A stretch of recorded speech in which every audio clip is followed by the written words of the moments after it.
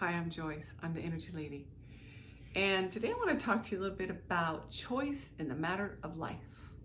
Like, what the heck does that mean? Well, we get to choose. You get to choose whether to be a victim to the circumstances that you may have been raised in or that you may even be currently in. Or you get to choose to not be a victim. And that's kind of harsh for some people to hear that. Some people are like, I don't know if I believe that. I don't know if I want to believe that.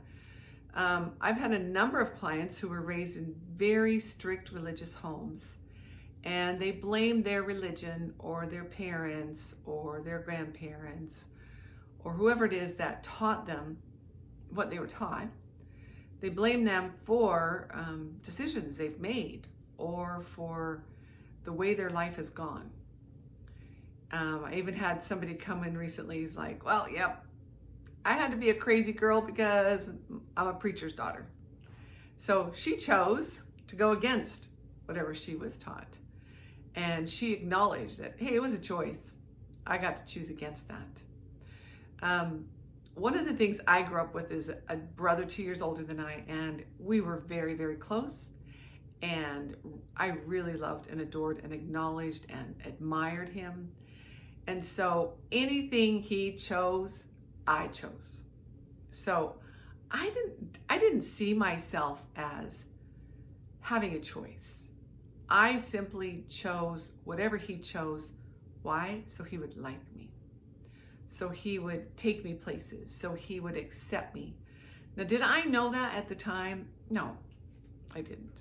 You know, as soon as he left home for college and I was all alone, then I started realizing, oh, I choose a different genre of music than what he did. But I didn't know I could do that. When he would say, I like this song, what do you think? And I'd say, oh, I like it too. Then he would say, oh, I don't really like it. Then I would say, oh, I don't really like it either. I didn't know how to stand up for myself. I didn't know how to choose for myself. So I basically chose whatever he chose. I don't know if any of you have ever done that, if you're in that situation, or if you've been there, but you always need to acknowledge that you get to choose. And some are in really crazy situations right now. And you may say, Joyce, how do I have a choice? You get to choose how you're going to respond to what's happening. Okay? Maybe you can't get out of a slavery situation, a abusive situation. Maybe it's really difficult to get out of that, but you can choose how you respond to what's going on. Had another person talk about how they were raised by a father who was extremely strict and preached nonstop to them, and they took a lot of offense at their dad, and they did not realize they got to choose how they responded to what their dad said and taught them. So choice in the matter of life means you get to choose how you respond. You get to choose to take offense or not take offense. You get to choose to respond with anger or not with anger. You get to choose how you see and experience your life. And some choose to experience and see their lives as harsh. This has been really hard, really bad, really awful. Others get to choose and say, you know what? So I had that, but I also had this. And I'm not ashamed to say I grew up in an abusive home. And yes, there was physical and sexual abuse, but you know what? There was also fun. So was I in denial? Oh yeah, for sure. I'm sure I was. But I did get to tell people that I had a fun childhood because there was fun in my childhood. It wasn't just everyday nonstop abuse, okay? So I chose to look at the fun part of it. And yes, I stuffed things under the rug at the time, and they flared up in my 30s and I had to deal with it. But at the time, that was how I was able to face life, is I chose to see the fun. So what is this all about? It means you get to choose. What is your choice? If someone tells you you have to choose chocolate, but you really want vanilla, then what are you going to pick? I've had too many people who have said to me, I didn't know I could choose.